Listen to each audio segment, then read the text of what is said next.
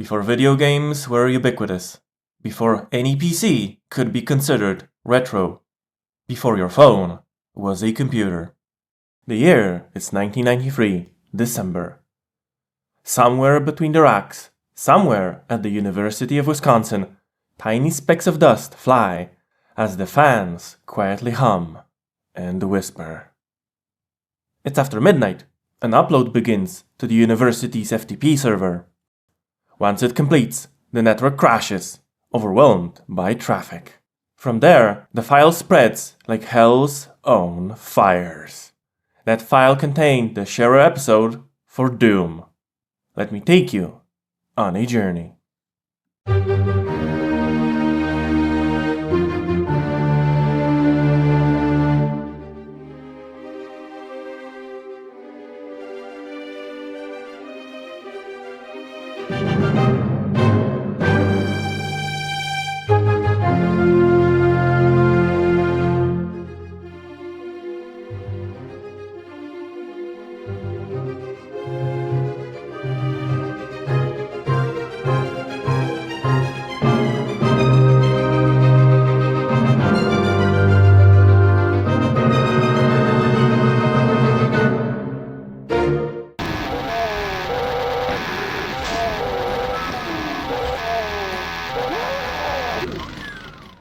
Where does one begin such a monumental effort as discussing Doom, the literal game changer?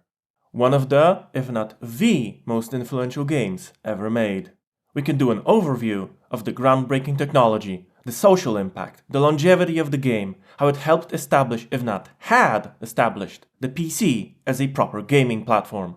We can discuss the characters that ended up leaving their footprints in this game and the games industry in general. We can dissect the brilliant design that set the bar for years to come and how this game gave us the gift that is speedrunning. Which angle should I pick? Well, all of them really. This is the only way to do the game justice. This does not make my job any easier. Where do I even start? The best place seems to be the beginning, or rather the context in which the game came to be. Without it, understanding the phenomenon that Doom became would be groundless.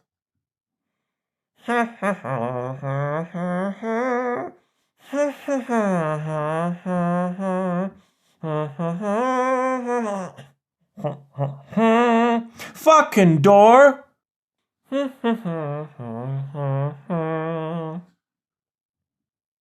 Joe is working at the local gas station doing the graveyard shift. The owner of this fine Texan establishment is unaware that Wolf 3D is installed on the company's PC. We need to start before the start. Before Wolf 3D even, we need to take a deep dive into the childish and the perverse. We need to discuss id.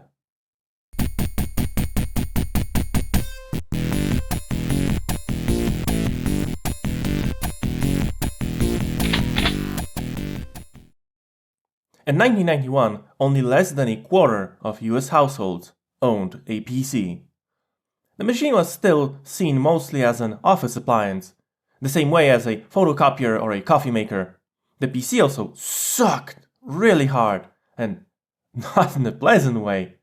It was slow and starved for memory. Before it became your mom's accounting machine and your dad's inventory tracker, it was what made the moolah flow between accounts receivable and the boss's cocaine fund.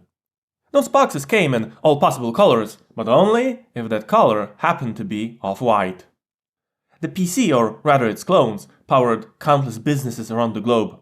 This was the aftermath of a conflict known as the PC Clone War. If you think I'm making half of this shit up, watch the excellent documentary titled Silicon Cowboys. An original or a clone, this box was never intended for gaming, because the original specs were written by IBM, the B standing for boring, the I standing for incompetent, and M for money grabbers. Also blue is the color of depression. And yet this machine was gradually gaining ground despite all of its early problems and limitations, thanks to the hard work of the cloners who created a critical mass. It was during those times of a major paradigm shift the future founders of id Software would meet in Softdisk, a software company based in Shreveport, Louisiana.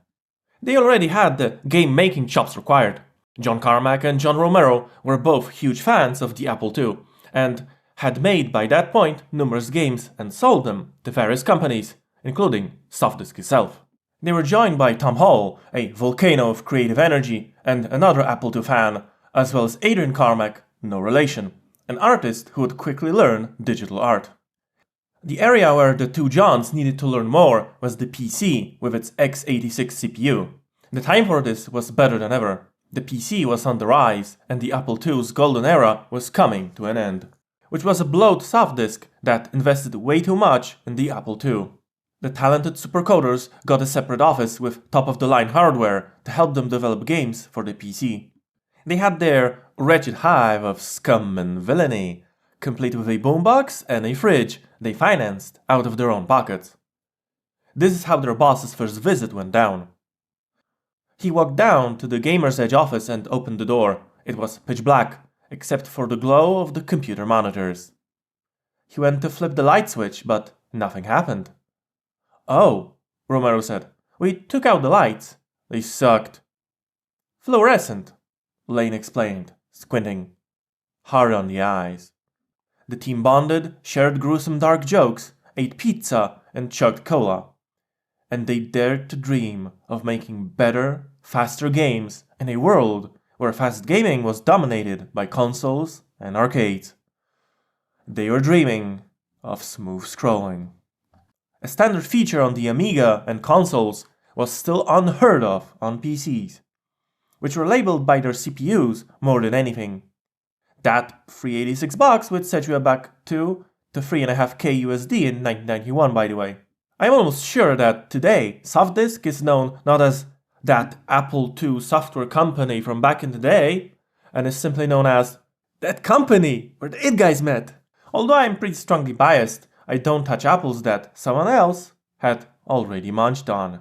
Anyway, the guys were churning out games for a company that sold a monthly subscription with discs dominated by educational, office, and utility software. This company had little understanding for the creative process. To put it plainly, there was culture clash, and the id guys wanted out. Speaking of, the founding fathers of id Software, John Carmack, John Romero, Tom Hall, and Adrian Carmack. Their Declaration of Independence was Commander Keen. Okay, stop, rewind. Did you see that? Smooth scrolling. In the 9 years of the PC, no one had figured out how to do smooth scrolling. The PC had finally caught up. All of that stemmed from a tech demo that John Carmack figured out while doing one all-nighter with Tom Hall. When Romero loaded the demo disk with the prototype, not even Keen at that point, he couldn't breathe. They tried pitching a PC port of Super Mario 3 to Nintendo, but the greedy plumbing company was not interested. Not dissuaded, future id got to work on what would become Commander Keen. The development was done on Softdisk's computers, which the guys would steal, borrow, every Friday after work and return on Monday early morning. They would crunch over the weekend at a lake house, fueled by pizza, barbecue, and Diet Coke. You can't make an omelette without misappropriating some company hardware, it seems. Eventually, Softdisk found out, and they incubated out of there, and by incubated out, I mean burst out. This won't be the last time I'll mention the Alien movies. They already had a publishing partner who would use his connections to push out the game, Apogee. The retro connoisseurs here will know what I'm talking about. The height of gaming excitement that gave us Duke Nukem and pioneered the shareware model applied to video games. In shareware, you give out the thing for free and hope someone pays you for it. The twist introduced by Apogee was that only the first part of the product, the game, would be free. It served as an ad for the rest. Keen was more than just a game. It had established a way for the company to function for years. Carmack's technology, Romero's design and tools, Adrian's art with Hall's humor and concepts. It was also a smashing financial success that put id Software on the map. They followed it up with Hovertank and Catacomb 3D, which may not look impressive today, but were important steps nonetheless. We can draw a straight line from the early, basic spaces of Hovertank to the texture-mapped dungeons of Catacomb 3D to the fast and rich interiors of Wolfenstein 3D. The game is a sequel to an Apple II game, Castle Wolfenstein, where you traverse a bunch of 2D screens, fighting guards and getting items. The number one enemy in the game were the janky controls. If you didn't have a joystick, you had to emulate it with the keyboard and have fun going crazy. People have nostalgia for old games, which is perfectly fine, but some of that shit didn't age well, just like waiting 2 real-time minutes to pick a lock and open a chest. Oh look, sauerkraut! id wanted speed and smoothness, just like with Keen. Initially, the game was supposed to have corpse dragging and hiding, but that proved too clunky. id games had to be the opposite of clunky. All of that is damn important when talking about Wolf 3D and even more when discussing Doom. Another topic is violence and themes overall. Castle Wolfenstein, with its basic 2D graphics, would leave a lot to the imagination. Wolf 3D would lay most things as they were in full, gory detail, including death animations and suitably gruesome screams. Back then, PC games and games in general steered away from realistic violence. "Let me see what I can do," Scott replied. He dialed id. "Hey," he said, "Formgen thinks the game needs to be toned down." He could hear the guys huffing on the other end at the line. It was time for id to do something about the violence, he conceded. "Beef it up," he said. They wholeheartedly agreed. "You're not running away to South America, you dipshit." The result? BJ Blazkowicz mowing down Nazis, delivering profound carnage. Swastikas and portraits of Hitler abound. Gone are the days of cracking open chests for minutes at a time. The controls, utterly superior. Exit sauerkraut, enter turkey dinners. Slow, methodical combat was no more. You ran down corridors and mowed down enemies. You were fast. Maybe a bit too fast. People reported motion sickness, not dissimilar to what we have today with VR. Wait! Wolf 3D had an official VR port. This was meant to be a joke on my part, but the universe is playing tricks on me. The Wolfenstein VR game was a single-player game, though the Wolfenstein engine was later used to create a multiplayer game, CyberTag VR, where 4 players could speak to each other through a headset while playing tag in a virtual environment. Anyway, Wolf 3D established another core piece of id games, brutality. You're an unstoppable carrier of death, and you won't rest until you make your final delivery to Führer himself. The way I see it, Wolfenstein 3D is remembered, but for a haze of some sorts, and there are reasons for it. Its next game would make Wolf 3D look silly by comparison.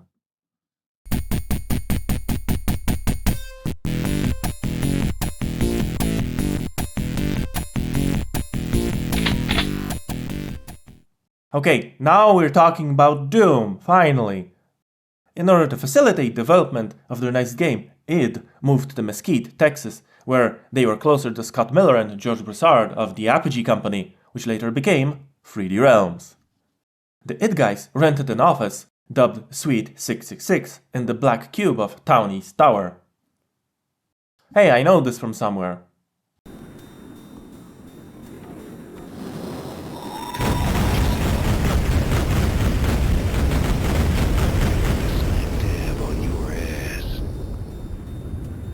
Afraid of no quake. The title, as suggested by John Carmack, comes from the movie The Color of Money, where Tom Cruise is asked about the contents of his pool cue whatamajig and responds with Doom. To be honest, the only reason I know of this movie is because of its connection to the game.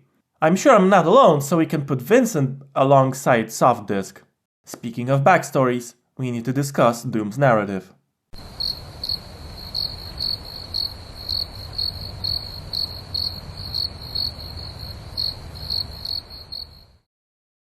Okay, so let's instead discuss Carmack's famous quote. You've heard it.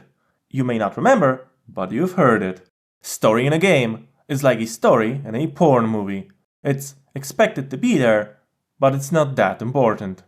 The exact circumstances are usually lost when telling this. He said those words to Tom Hall, who was the creative director.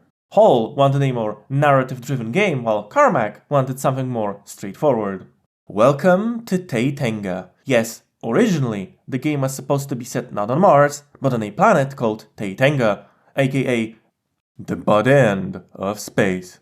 We can read all about it in the Doom Bible or the Doom Bible E by Tom Hall. Okay, so far, the most horrifying thing about the game is this kerning.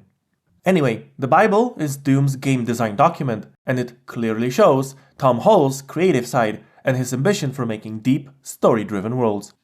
Episode 2, Lost in Hell, or To Hell and Back You Explore. In the distance, you see a great dark edifice. You must make your... Edifice. Noun. Formal. A large building, especially an impressive one. Okay. After playing Doom a bunch of times, actually reading the Doom Bible is an experience. The game was supposed to have characters. Yes, characters, with different skills and traits, just like in D&D. All of them were soldiers and ended up on Taitenga due to different circumstances. Such an idea is not to be unexpected when the id people were avid D&D players. Their long-running campaign, mastered by John Carmack, ended when Romero made a deal with a demon and the whole world got overrun by hellspawns. One of the proposed characters, the one that dies in the intro, was named after Tom's D&D character, Buddy. And you may ask, if there are no characters in the final game, what happened? Creative differences happened, mainly between John Carmack and Tom Hall. On Carmack's request, the game would give you this one open-world experience. So Tom got to writing the GDD, and it took him about 2 months developing the background information on the world and characters. But then Carmack changed his mind, and the game would return to a more traditional level-based design, so a lot of Tom's work had to be redone or thrown out. And this was on top of the fact that Tom wanted something more cheerful, much like Commander Keen. Sci-fi demons were not his forte. Moreover, he was asked to drop the Doom Bible entirely, since there was no culture of writing GDDs at id. Then, Hall was given a task to design things in a blocky and military way. This reflected the state of the engine at that point, still quite raw and not very performant. Tom took this job a bit too seriously, and when he went on to design some maps, they were as blocky and uninspired as the references for military designs that he had been studying. He even implemented the opening scene of 4 characters playing cards, which we can see in the second alpha. The game, however, wasn't evolving in this direction, especially after John Romero took it upon himself to find a new formula for the levels. Tom Hall was at that point feeling nasty and eventually was asked to resign, which in a legal sense would make him lose stake in the company and its future profits. He got out and got back to making games. With him gone, the team brought on Sandy Peterson, who would finish Hall's maps and introduce his own spin on things. But let's not get ahead of ourselves. Despite his departure, Hall did leave his mark on the game. The Bruiser brothers do indeed appear in the Episode 1 finale. The episode itself is titled after what Hall proposed for Episode 3. Also, if this document is to be believed, it's Hall who coined the names Big Fucking Gun and The Unmaker? Can we please acknowledge that those are some of the coolest names for guns ever, rivaled only by the likes of The Redeemer? That being said, there's a whole load of things that didn't make the cut, like swinging doors. Yeah, how many doors can you count in Doom that have hinges? This was a limitation of the technology. Another casualty was the intro cinematic. The outro in the finished game is also way less ambitious. The first episode of Doom will be shareware. When you register, you'll receive the next 2 episodes, which feature a journey into another dimension, filled to its hellish horizon with fire and flesh. Oh, I hope I'll still be working here in the 3rd quarter of this year. In the end, Tom Hall felt relief, an important reminder to all of us creative types that you can't lie to yourself. If you need to leave a job to become creatively fulfilled, that's what you have to do. But still... I just wanted to say that I am proud to have worked on Doom, and after 18 some years, I can wear this shirt and say that, I wrote it.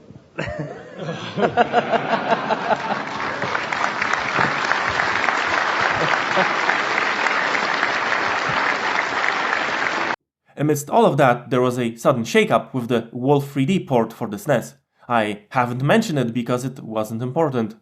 Just like it wasn't too important to id. The guy who they contracted to port the game vanished. And so they had to jump in to save the situation. They pushed out that port in a mere 3 weeks. The making of Doom was like brewing a cocktail while riding a roller coaster. The game was so small it wasn't even prototyped, because back in the day, id would not prototype their games. They'd just discover as they went forward, doing lots of balancing and iterations. Eager artists Kevin Cloud and Adrian Carmack would scan themselves, just like they scanned the toys and sculptures. Dave Taylor would fall asleep on the floor so many times, the other guys made a body outline out of tape while he was asleep. Eventually, they bought a couch. Working at id Software was a lot like watching a nature documentary about jackals eating a dead zebra. They snarl and snap at each other, and it's not a pleasant process, but the zebra gets eaten pretty fast, so it's efficient. Who would John Romero be? A black-maned wolf? And Sandy Peterson maybe would be a cackling hyena?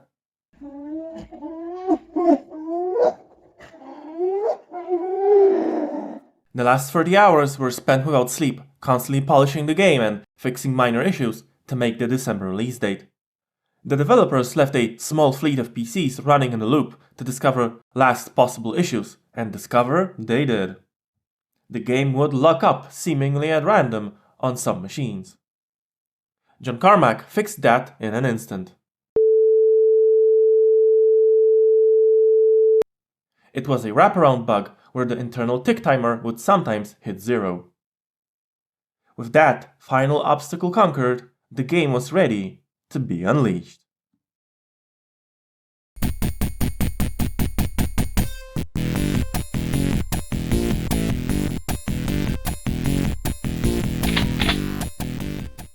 In their press release from January 1993, id made quite a few promises.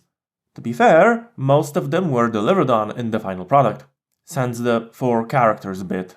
The actual release date was of course way off, at least for early 90s game dev standards. What else do we read there? Doom, where the sanest place is behind a trigger. Damn, this does sound like Texas. Speaking of. So, I had a bit of a talk with the boss and told him about the situation with our sales program.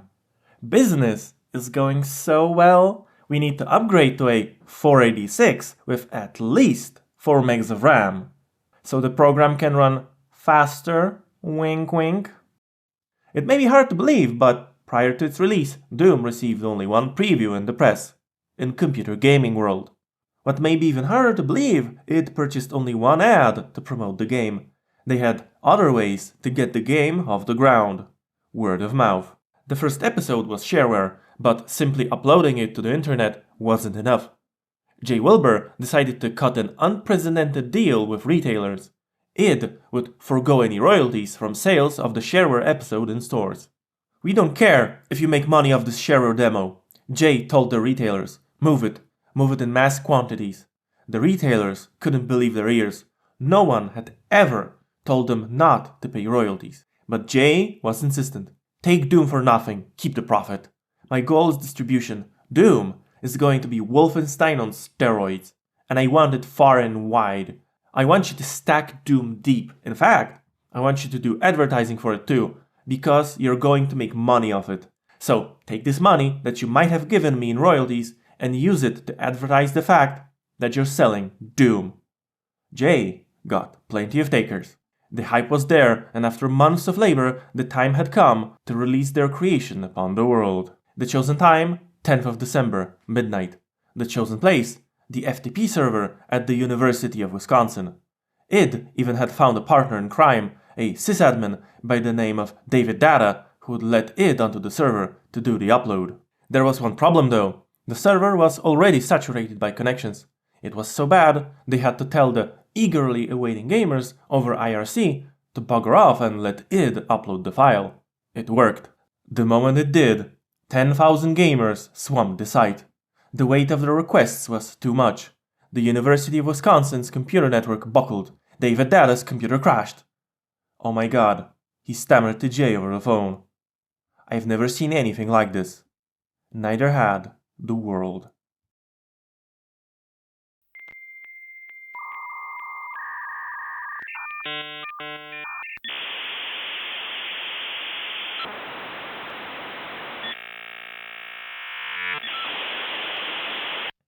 This is some fine coffee.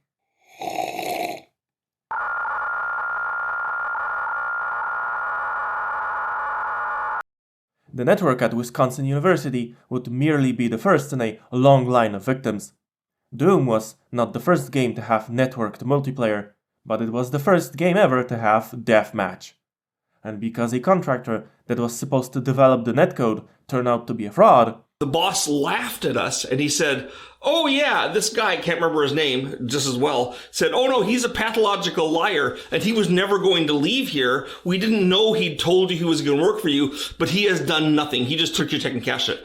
John Carmack had just a few days to wizard something workable into existence.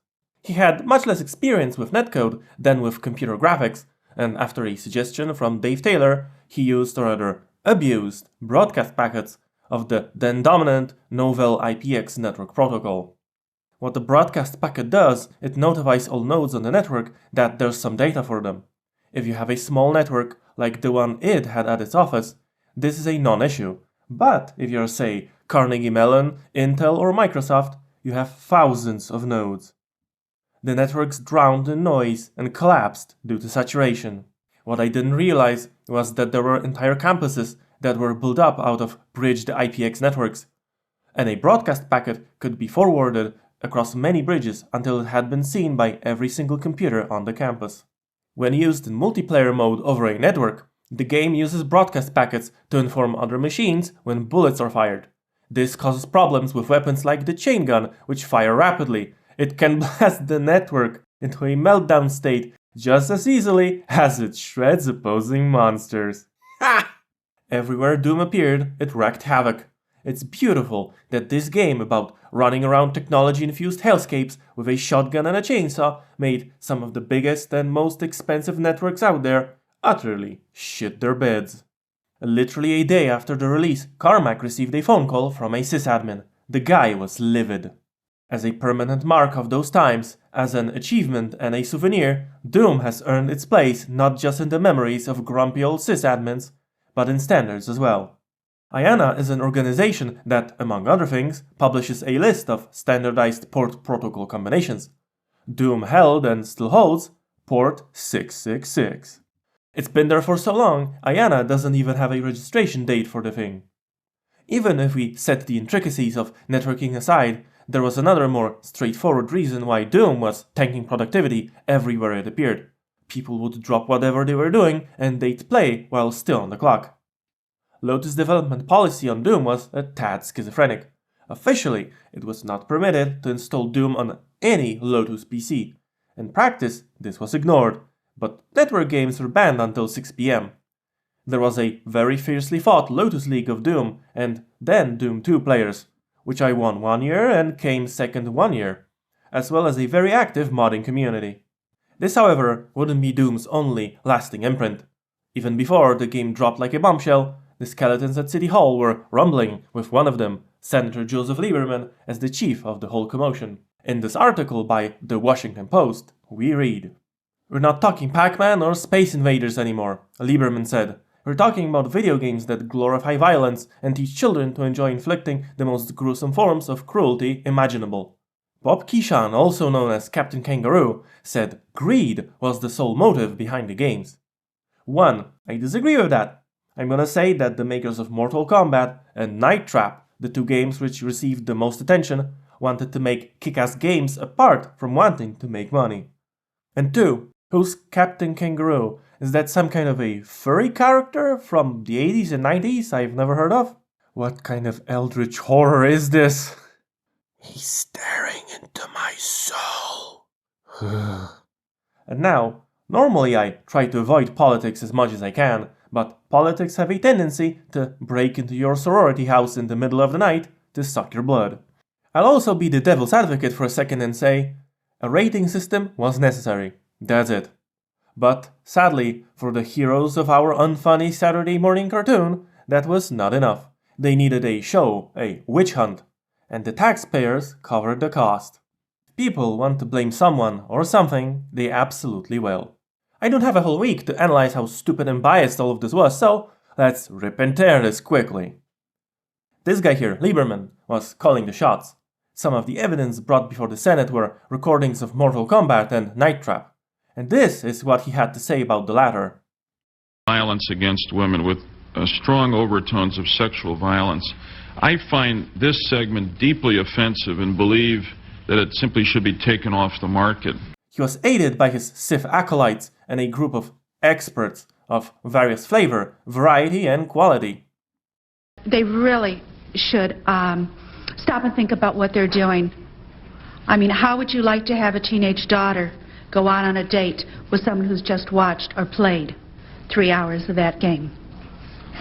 Oh, and also this. I find that so extremely offensive. Here's Howard from Nintendo. He was attacking Sega for publishing Mortal Kombat, which Nintendo also published. So he was a hypocrite. Not to mention Wolf 3D for the SNES.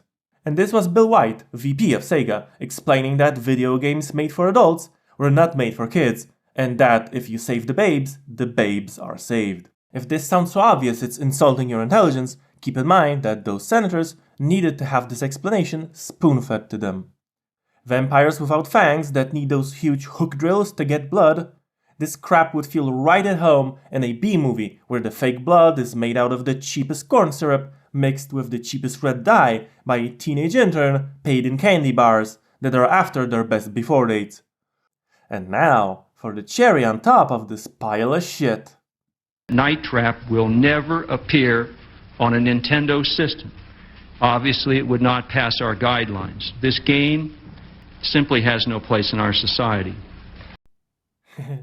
Simply has no place in our society. Society. Society. Society. People are disgusted by this material. I find that so extremely offensive, offensive.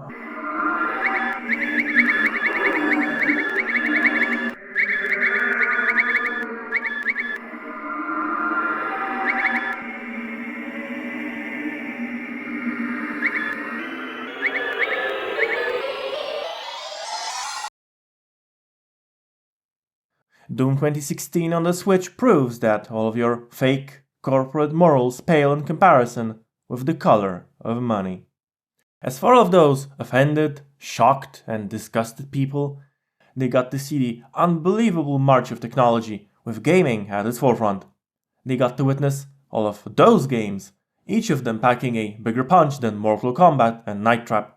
And Doom came out literally the day after the hearings concluded. The industry kept its promise of self-regulation and created the ESRB system, which categorizes games to this day. The very first game to get a rating was Doom 2, rated M for mature. Speaking of Doom 2, id initially didn't want to make the game, but after lots of convincing from GT Interactive, they went forward with the project under some conditions, like total creative control. When the people from GT Interactive Software sat us down and gave us a clue as to what kind of numbers Doom 2 was doing in pre-orders, we all hit the floor. We couldn't believe it. It's phenomenal. GTI did not cheap out on the promotion and organized a lavish Doom 2 release event. The event got marred by an angry protester. But the protester wouldn't relent, screaming about violence and Satan, until finally Sean Green, who was sitting next to Jay on stage, rose to the microphone and yelled, "Suck it down, dude!" The crowd laughed. Everyone, it seemed, was on its side.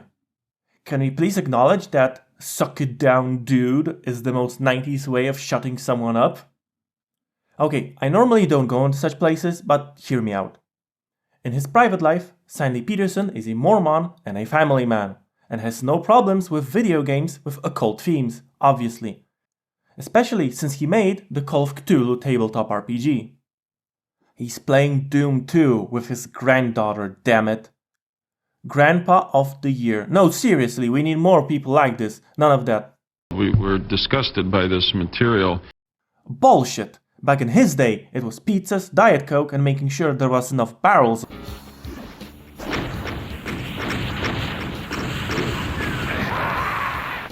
on every map. Go get them.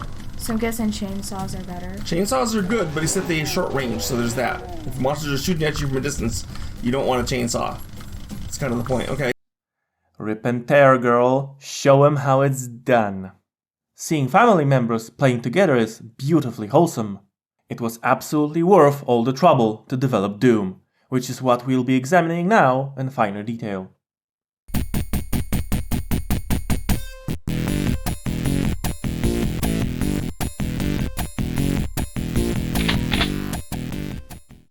All of its games up to that point were pushing the PC and its visual capabilities to their absolute limits. Doom would not only continue, but one-up this entire trend. Id wanted the fastest, most badass game yet, and that called for the fastest, most badass technology yet. But PCs were still shit when compared to arcades and home consoles. Thanks to specialized hardware, dedicated gaming systems could quickly push stunning visuals, not to mention the awesome soundtracks and sound effects. Just look at this. This is what the id guys were up against, and there were only a few of them. Although one of them was John Carmack, so that tipped the scales considerably. That one time he heard about this sexy new computer called the Next, made by none other than Steve Jobs. Jobs left Apple in 1985 due to some corporate infighting to form the Next Computer Company in the following year. His ambitions for the box were grand. I want some kid at Stanford to be able to cure cancer in his dorm room. Fate would have it otherwise. The Next Computer Company managed to last 10 years. Next had awesome tech but no money. Apple still had some money left to purchase new tech that they desperately needed. Initially, Apple was talking with the B company, but talks broke down over money. A deal was struck which led to Jobs eventually becoming the CEO, and I assume he had all of his opponents publicly executed or made sure they suffered mysterious accidents, with him having plausible deniability. The Next may have fallen short of its grand goal of becoming the revolution scholars and students would need to cure cancer, but it became the foundation of a different revolution. Tim Berners-Lee, pre-knighthood, famously developed the World Wide Web in 1989 at CERN on a Next-Step machine. Back at home in the US, the Next would help usher another revolution. Initially skeptical, Carmack decided to dive deep into the machine thanks to some encouragement from his buddy Jason Blochowiak, as well as some of his own curiosity. And in the winter of 1991, Carmack bought himself a little Christmas present, a Next computer for a shy price of $11K USD, 11K of early 90s USD, which is almost 25K when adjusted for inflation. I think you're starting to see the #1 contributor to the demise of Next. Carmack spent the entire holiday break learning how to develop for the Next Step OS. After the team returned to the office, a pivotal decision was made. Development would be switching from DOS on the PC to the Next Step. When development proper was beginning, id purchased 3 more Next machines, and the original one was repurposed into a video capture machine. PCs were still in use, but only for deluxe paint and game testing. The rest was completely taken over by the Next platform. And there were great reasons for this that justified the cost. This was all in the context of DOS on Windows 3X. It was revelatory to have a computer system that didn't crash all the time. The stable and easy-to-use platform allowed the two Johns to develop DoomEd, the level editor. DoomEd's major selling point was the simplicity of changing the map geometry. Years later, Romero donated the code to the community, which allowed the editor to be preserved and ported over to modern platforms. The new standard for id became a dual machine setup. The PC and the Next were linked with a network, with the PC having access to an NFS file share on the Next. The increased power and robust development environment were huge boons, especially when tackling the big issues of design and technology. Nowhere do those two intersect more than in the realm of level design. Originally, I wanted to discuss how Doom is not fully 3D in the modern sense and how it doesn't support room over room, but I discovered what a massive rabbit hole this is. Since this topic is above my pay grade, let's instead discuss stairs. John Romero made the engine shit itself by including stairs in an early draft of E1M2. He made a pillar in the middle of an octagonal staircase. The early version of the engine used the concept of sector lists. I've never seen them, but I assume the clue is in the name.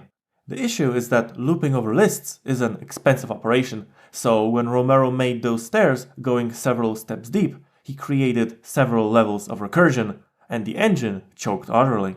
At that point, the team was already on board with the abstract school of level design that Romero pioneered, so the engine had to be adapted.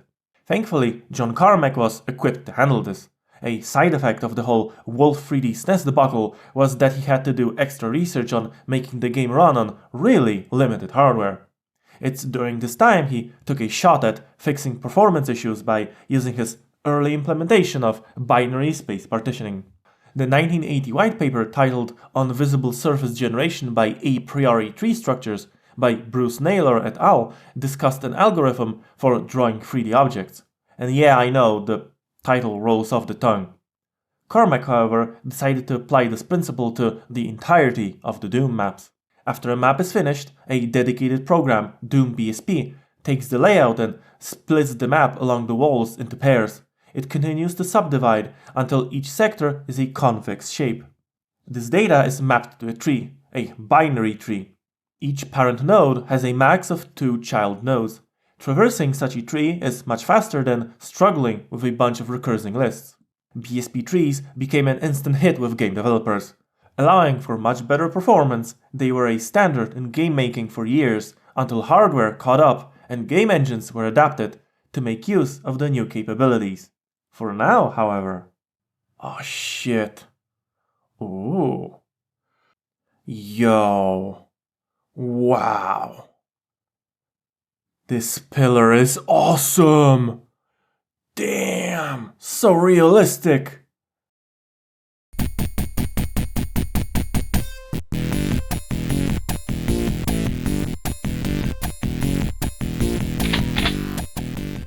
Doom just works.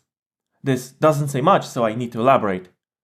The objective is as simple as the title: reach the end or kill the bosses. There's a bunch of awesome monsters with different attack patterns, yet that's not overwhelming. The weapon variety is there, but it's not too much. By the way, thank you Uncle Sandy for saving the shotgun. Different guns for different jobs, and I thought the shotgun was a cool weapon because it pumped out a lot of damage at once. It was slow to cycle, but I said, look, when you fire the shotgun, it kills a guy all at once if he's not too big. Okay, you see the splatter of the blood. He goes flying backwards. Then you see the manly cinematic of you guy going chunk chunk and cocking the gun. I said, this is a hugely rewarding weapon for Doom, and it was saved. So there you go. All of those elements interlock really well. Doom is also great at teaching the players how all that stuff works. E1M1 teaches you the basics: how to move, shoot, open doors, and find secrets. E1M2 introduces keycards as well as the first shoot it secret. E1M3 has the first nasty ambush and the first secret exit. The pickups are also varied yet limited. There's just enough of them to feel the richness, but little enough to feel meaningful. They also work the moment you pick them up. Once you grab a keycard, Doomguy keeps it until the end of the level and opens all doors coded with the same color. There are no prompts or UI elements, the door just opens. The 1.0 version of Doom is really streamlined, especially when compared to the alphas.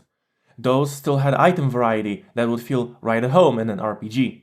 You'd collect such items as a captain's hand to open doors, the heart of Lothar, or, the most powerful of them all, a sandwich. The game had lives and lots of pickups that would give you points like in Wolf 3D. All of that was still in the game as of October.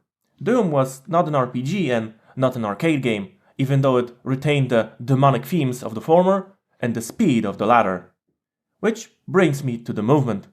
Doom has extremely tight controls. All designers today should learn by example how proper those controls are. Running and gunning as Doomguy is damn satisfying, and if you get killed, it's never because the game forgot how to handle inputs. Now you see why the card game envisioned by Tom Hall never happened, and why there are no rolling chairs in the game. Those elements were figuratively and literally standing in the way, and just like the corpse dragging in Wolf 3D, they had to go. The speed and mobility were excellent for the time and still hold up today. Just ask speedrunners. But let's not go there just yet. Doom's speed, ironically, makes it stand out today for similar reasons. Contemporary games are slow, not because they lack the processing power, but because gaming companies cater to a different crowd now. At all. Right. I don't care how many layers it is and what the normal map is. I care about how fun how much fun I'm having in the room, in the world, moving around and dodging like I actually have skill. And I'm like, yeah, I can duck. I can duck behind cover really well at the right times. Like that's just, it's made for, I don't know, it's made for people that they make them feel like they're cool. Like you're gonna feel good playing this game. You're like look like a badass and all this stuff, but it's like, and you won't have to really worry about getting, moving around and stuff. You just like duck. Yeah. It's like for grandpa. Yeah. Like, there's grandpa's shooter. So I like these fast games, and like death matches. I love death matches. Yes, even at the cost of me embarrassing myself. I want the genre, and indeed all genres, to be healthy. Games got easy so that casuals could feel they're skilled and powerful even when they're not, to satisfy those instant gratification pre-monolith monkey brains of theirs and milk them and their parents out of money via micro or macro transactions. In old school FPS games, when you stop moving, you stop living. Want a comparison? This is called Warzone.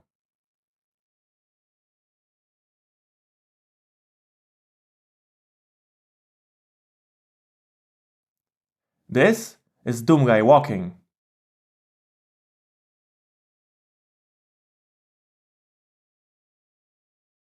And this is Doomguy running. And this is the world from the perspective of Doomguy. I think we need John Carmack to give us a lecture about time dilation. The photons are actually coming out not off of a point, but off of the little zigzaggy filament that's inside that. It has an area, and the photons come off distributed from that area. I'm not a speedrunner, I'm not even halfway competent with this game, and I'm almost flying by comparison. There's a reason Deathmatch got created for and introduced with Doom. For the first time, players were so fast and so devastating in a multiplayer setting.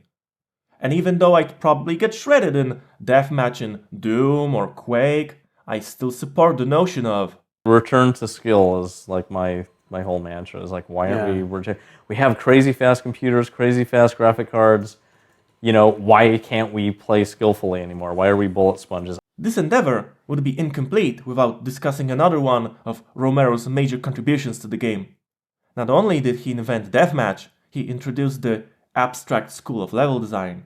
If we take another look at the ill-fated Doom Bible, we will see that the space is called a maze. This seems to be a holdover from the times of earlier games like Catacomb 3D and Wolf 3D, where the space is a maze with 90-degree angles. Doom's level design would be so much more. It all started here, in this room in E1M2, which is this map's second great contribution to the game after the performance-nuking octagonal staircase. When Romero was through, everyone agreed. Tom's banal levels were out. Romero's were in. This was the design. This was Doom. There was nothing like this before. Realism got sacrificed in the name of fun and joyful exploration, with lots of monster closets peppered in for good measure. All of that abstract design blends perfectly with the overall art direction, which I describe as occult techno nightmare, which is not an accident. Early on, id were in talks with none other than 20th Century Fox, who offered the rights to make a video game based on the Alien property. Being business-savvy, cold-hearted capitalists, they went to the boardroom to discuss. Nah, I'm kidding. They talked this over half an hour in the kitchen and rejected the idea. They knew all too well what a corporate overlord meant. Corporate meddling. And they wanted to retain creative control. Although, there's at least one thing that Doom and Aliens share apart from a sci-fi setting. They're coming out of the goddamn walls. Speaking of monsters, many of the sprites, as you may know, are based off sculptures made from clay, metal, and silicon. Those were digitized by using a spinning table and a video camera that fed pictures directly to a next dimension. In the end, the sprites were a collaborative effort between Adrian Carmack, Kevin Cloud, and Greg Punkett, son of Don Ivan Punkett, who made the iconic Doom logo and box art. Not all assets were bespoke. In order to add some dose of realism, the art team decided to use royalty-free images from a library called Media Clips. The set contained 10 CDs with high-resolution graphics of animals, landscapes, urban settings, as well as props. The weapons were mostly toys. Like the Tootsie Toy Dakota shotgun, the BFG was a heavily edited blaster. The chainsaw was a real one though. The sky from episode 1 is actually a cropped piece of Yangshuo Cavern in China. There are entire deep dives about this stuff. The Xenos channel is that way. Another core piece of Doom's visual identity is the dynamic and diminishing lighting. The longer the corridor, the darker it gets. This creates a sense of unease, especially with beginner players. All of this may sound silly, given how cartoony the game is today, with all of the technological leaps we've had since then. But even now, there are some areas that just feel spooky. It must have been a sight to behold in 1993, with then current graphics and CRT monitors. To bring this silent world to life, id hired Bobby Prince to make the music and sound effects. Just like with the images, once again a huge helping hand came in the form of stock assets. Those were remixed and supplemented with sounds made by Bobby himself. This has also been investigated. The soundtrack is more than legendary, yet heavily inspired by metal music of the time. As outlined in this comment, you can definitely hear influences from the likes of Metallica, Pantera, System of a Down, and my favorite band of all time. I don't know what is it, but reminds me something by Slayer. All of those elements combined, the speed, brutality, amazing presentation both in sight and sound, gave birth to a dedicated community that has been carrying the torch for 3 decades now. It's time to explore Doom's amazing legacy.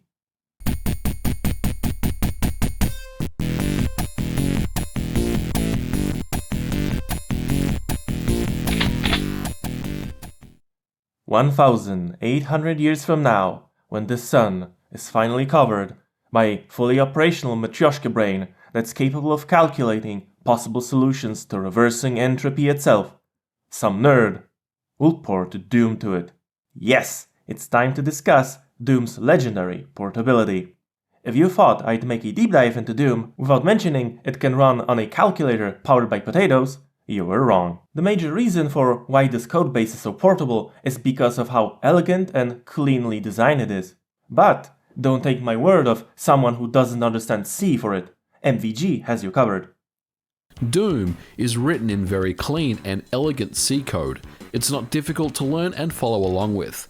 It doesn't use any modern language updates, nor does it rely on anything that's depreciated, and it compiles up nicely. As an example, the game has its own memory management framework, and that code could be updated to handle the appropriate memory allocation calls you prefer to use. The code also has no tightly coupled dependencies on anything. In other words, there is no major refactoring to get it to run on new target hardware. Work ultimately still needs to be done to develop a renderer, audio driver, and controller method that works for the target, but the function calls that access these methods are provided for you, and it's up to you to fill them out. The source code is the basis for many different source ports such as ZDoom, PRBoom, Chocolate Doom, and others.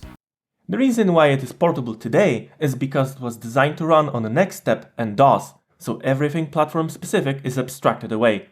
Doom was portable since day zero. The beauty of this architecture is that once the platform-specific systems are written, there is zero overhead to writing code that runs on multiple platforms. Most of the code goes into the core, and the platform-specific code needs not be touched anymore, because portability was not an afterthought, but an integral part of the development process.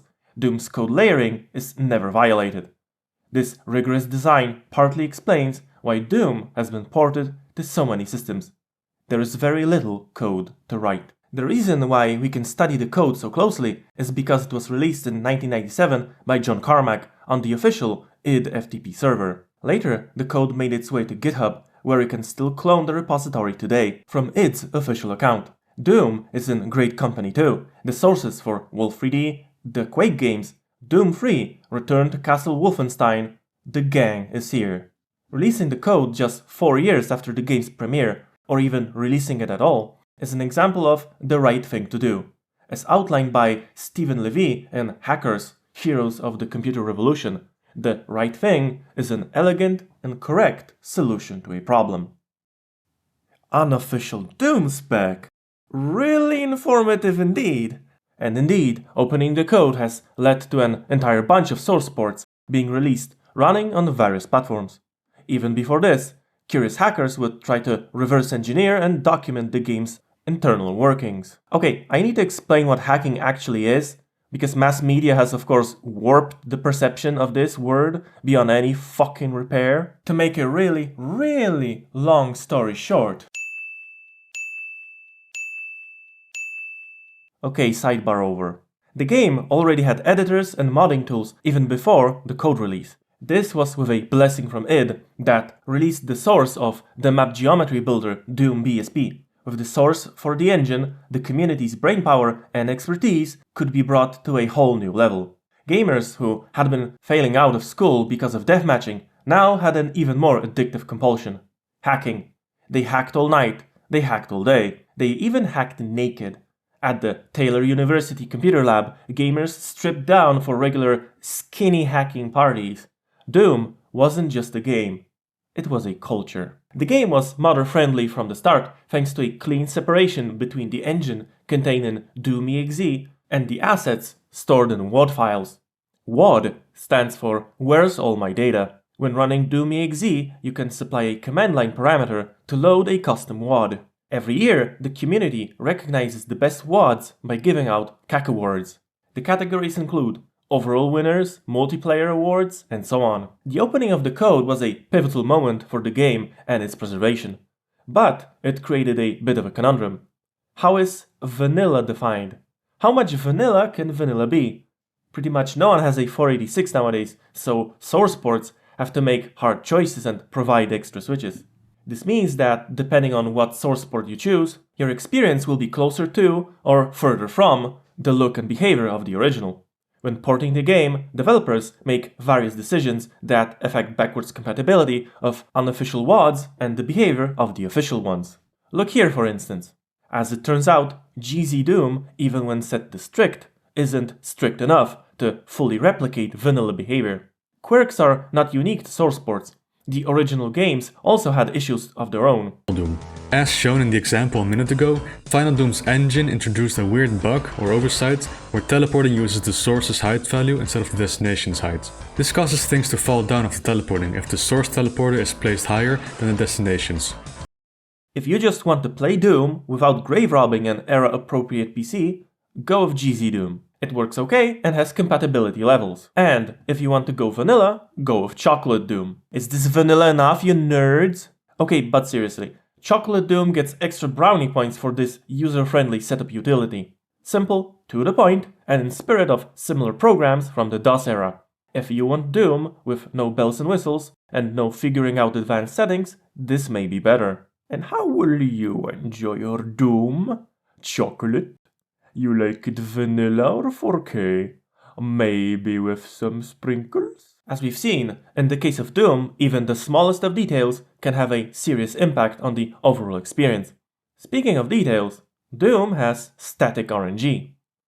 And now if you're wondering how can anything have random number generation that's preset, you probably deserve a cookie. That's because Doom has no actual RNG in the modern way. Once again, the Pumpkin Man describes this way better than I ever could. In the code, there's a table with 256 random values, and an index number points to one of these values. When the level starts, this index will be set to 0, the first entry of the table. Each time a weapon, monster, or anything requires a random value, the value where the index is pointing at will be returned. The index will move to the next value in the table when done.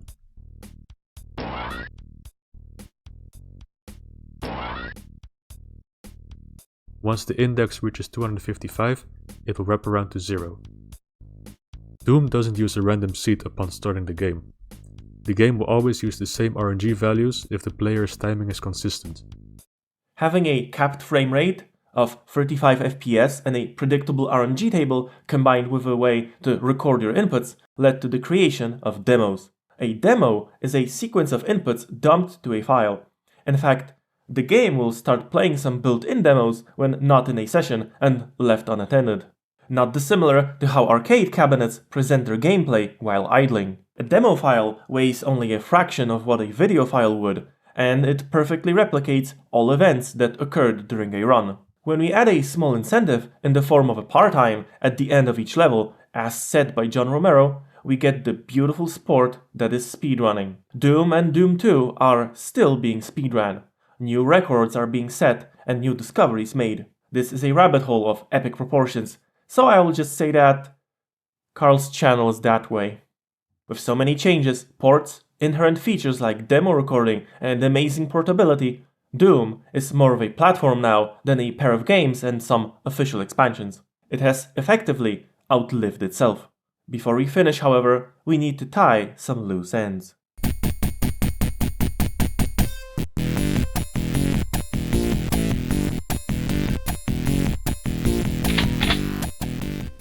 Thus far, we had a lot of laughs, especially at the cost of stupid politicians. There's another topic I need to address that's tied to Doom, but it's much more serious. So much so, I feel the need to put a content warning. If you suffer from PTSD, gun-related trauma, or similar, and that triggers a response, you may want to skip this section. You're not missing much.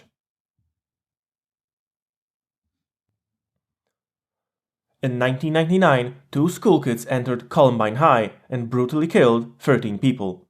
They died as well. The event, which played out on live television, galvanized the country. Parents, teachers, politicians, and children wanted to make sense of the ultimate senseless act. They were looking for something to blame. I think you know where this is going. Video games became the boogeyman. Again. Lieberman, unsurprisingly, resurfaced. He was demanding draconian legislation. The voices of reason were few and far between, and they got drowned by a shouting, panicking society. The real issue should be how teenagers get their hands on machine guns and bombs, not about a website and video games. id had the police outside of the office for protection. The office manager kept getting calls about the company being somehow responsible for the shooting. id and some other companies got sued for a similar situation that happened shortly prior in Paducah. In the end, the voice of reason prevailed, and the judge dismissed the Paducah case.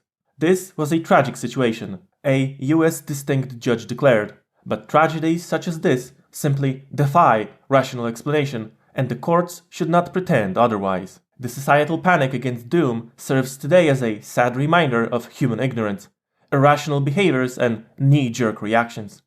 I don't have a tasteful segue for such a distasteful and messed up topic, so I'll just move on. Doom's arrival was a turning point in the PC versus consoles dynamic. Now it were the consoles that had to play catch-up. Publishers were quick to jump on this new opportunity and released ports that were of varying quality. And by that I mean, they ran the spectrum from really well-made PS1 to actual disasters 3DO. The topic of Doom ports is a rabbit hole in itself, but after a cursory glance I see that Doom can be treated as a measuring stick, a common design to inspect all of the target systems. Here is a sample of systems historically close to Doom's release date. The Jaguar 32X, SNES, PS1, 3DO, and Saturn had wildly different designs, strengths, and weaknesses. The Jaguar had a rich color space and more buttons than anyone asked for. The SNES excelled at 2D, but Doom forced the use of the SuperFX chip, and even then, the game was slow. The 32X had a simple, developer-friendly design, but was underpowered. The PS1 had an excellent toolkit that made development a pleasant job, and it shows. The PS1 port is highly regarded as smooth, responsive, and having some extra features that even the original lacked. The 3DO had raw power, but suffered from last-minute changes to the dev kits and firmware. Doom on the 3DO was a disaster since the responsible company was utterly incompetent and misled the contractor, Rebecca Heineman, about the state of the project. This story has been told numerous times, so if you're in the mood to see a dumpster fire, Here you go. And lastly, the Sega Saturn version. The Saturn was difficult to code for, and the documentation was intimidatingly large. A developer had to figure out how to make no less than 8 chips work in harmony. Despite those challenges, Rage Software managed to create a promising port that used the console's hardware for 3D acceleration. They sent a demo to id, but John Carmack requested changes, because he was an enemy of texture warping, which was a side effect of the approach chosen by Rage. The result are low frame rates and slow movements. Eventually, Carmack regretted his decision. Today, this port of Doom serves as yet another piece of the disaster that was the Sega Saturn. Speaking of failures, let's discuss the Next again. I've went into quite the detail talking about the Next computers and how much they had helped in making Doom happen. The id guys had a lot of appreciation for the platform, so much so that they wanted to give it a shoutout. We loved our Nexts and wanted to launch Doom with an explicit developed on Next Computers logo during the startup process, but when we asked, the request was denied. The reason? Reportedly, Jobs hated video games, plain and simple. Once Doom became the massive hit we know it today, he changed his mind, but it was too late. Would this shoutout have saved Next? I have no guarantees, but the sales department would not scoff at such a strong weapon in their arsenal. Back at id, the Next hardware eventually got replaced with or augmented by DEC Alpha and SGI machines, proving again that high-end Unix workstations definitely had their place in a game studio of the era. If only Jobs wasn't such a stubborn dipshit, his company could have capitalized on this. Just look at the waves SGI was making with game developers. Next could have had a slice of that pie, but just didn't. And now we could be discussing various doomy tidbits all day, but I think it's time we started drawing a conclusion.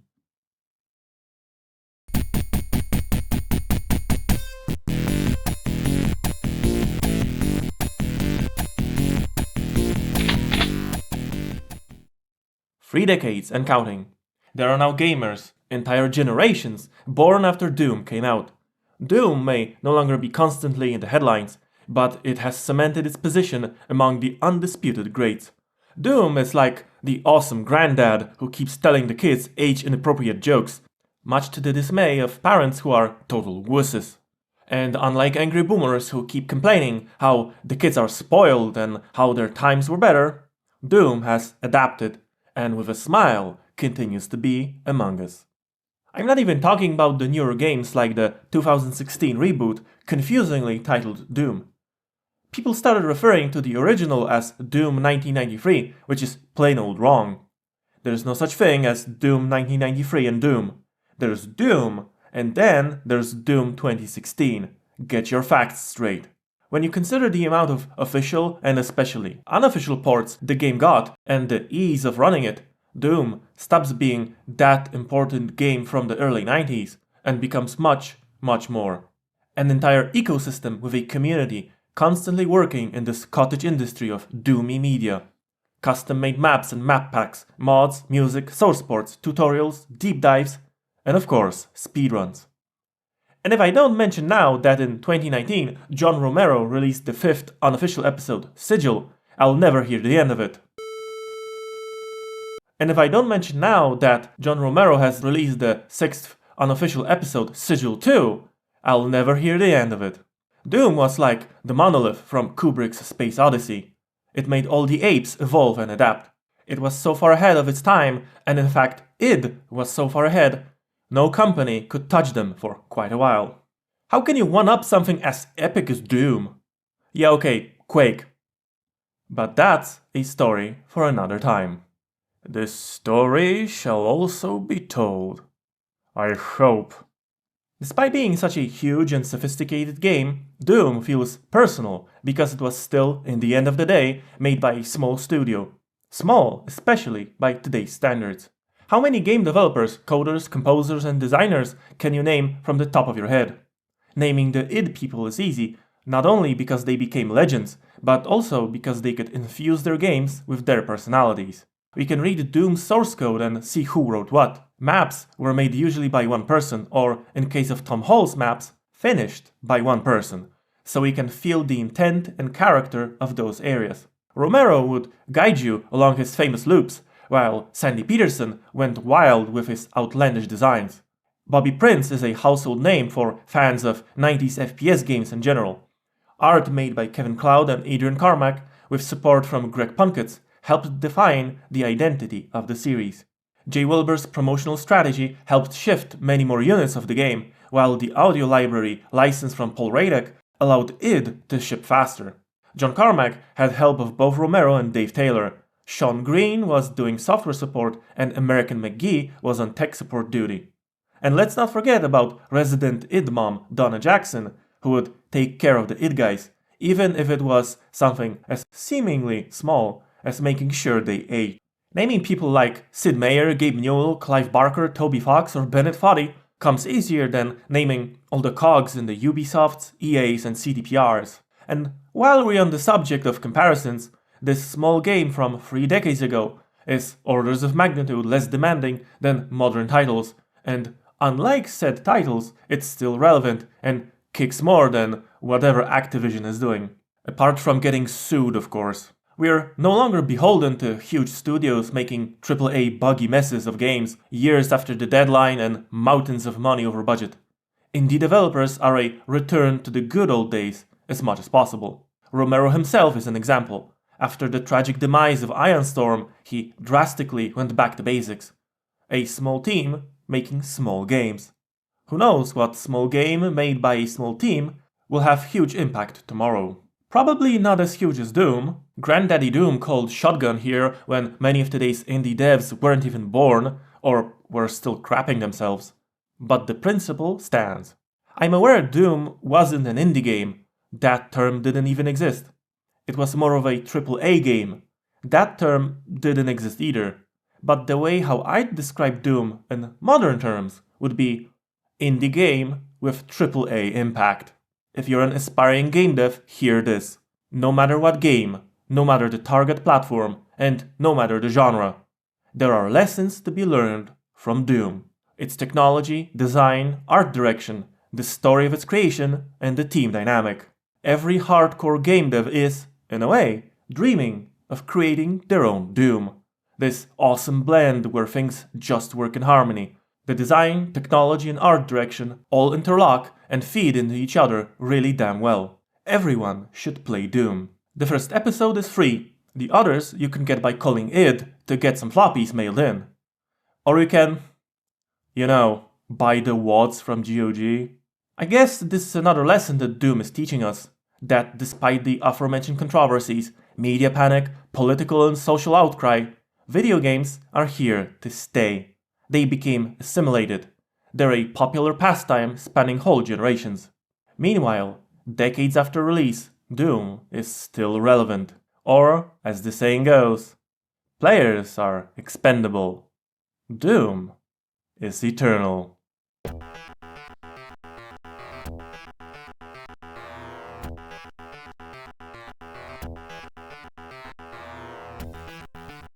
The weirdest thing just happened. A black wolf with a long mane bought some candy and drove off in his red Ferrari Testarossa. Wait. Oh, fuck!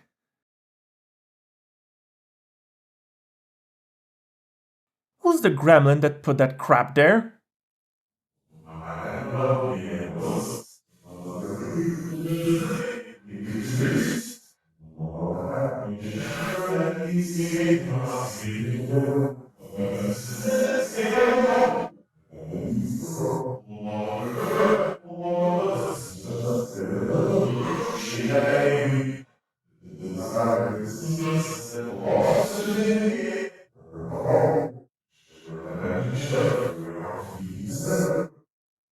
And why is the map shaped like a fucking hand?